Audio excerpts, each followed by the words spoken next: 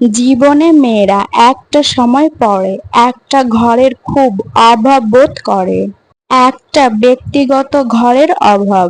মেয়েদের কোনো নিজস্ব বাড়ি হয় না, এই কথাটা খুবই প্রচলিত।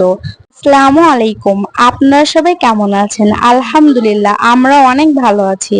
ভিডিওটি সম্পূর্ণ দেখে তারপরে কমেন্ট করবেন। আমার মেয়ের বিয়েতে ভরি ভরি গহনা আর ফার্নিচার না দিয়ে অল্প পরিমাণের কিছু দিব, কিন্তু আমার কাছে মেয়ে ওয়ারিশ হিসাবে যে সম্পত্তি পাবে সেটা দিয়ে মেয়েকে ছোট্ট করে হলেও একটি ঘর বানিয়ে দিব, অথবা ঘর করার জন্য একটা ছোট্ট জমি কিনে দিব, যেটাতে একমাত্র হস্তক্ষেপ থাকবে শুধু আমার মেয়ের। তার স্বামীর সন্তান, বাবা, ভাই সেখানে কোনো অংশ পাবে না তার মৃত্যুর আগ পর্যন্ত। এর ফলে কোথাও অবহেলিত হতে হবে না তাকে। আমার মেয়ের অন্তত বাসাটা ভাড়া দিয়ে হলেও মান্থলি কিছু টাকা ইনকাম তো করতে পারবে। সত্যি কথা বলতে জানেন তো, আজকাল জায়গাওয়ালা বা জমিওয়ালা, তার সাথে টাকা পয়সাওয়ালা মানুষদের তো খুবই দাম।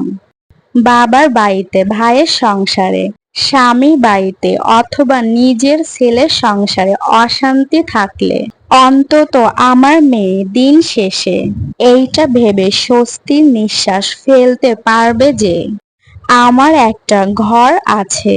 সেই ঘরটাতে গিয়ে মাঝে মাঝে আমার মেয়ে আনন্দে চোখে জল ফেলবে। মন চাইলে বেলা গড়িয়ে ঘুম থেকে উঠবে, দেরি করে খাবে। কোনো কথা শোনানোর অধিকার কারো থাকবে না।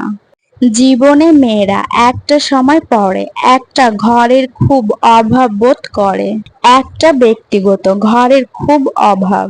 সব বাবা মায়ের উচিত এসব কিছু না দিয়ে এমন একটা ছোট্ট বাড়ি করে দেওয়া, যাতে তার স্বামী বা তার বাড়ির লোক কখনো বলতে না পারে আমার বাড়ি থেকে বেরিয়ে যা।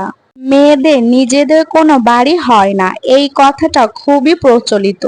আমাদের চিন্তা ভাবনাগুলো যদি চেঞ্জ করা যায় তাহলেই হয়তোবা এই কথাটা ভুল প্রমাণিত হবে। আপনারা সবাই ভালো থাকবেন, সুস্থ থাকবেন, আমাদের জন্য দোয়া করবেন। আজকের এই ভিডিওর কোনো অংশ যদি আপনাদের কাছে ভালো লেগে থাকে অবশ্যই ভিডিওটি একটি লাইক দিবেন।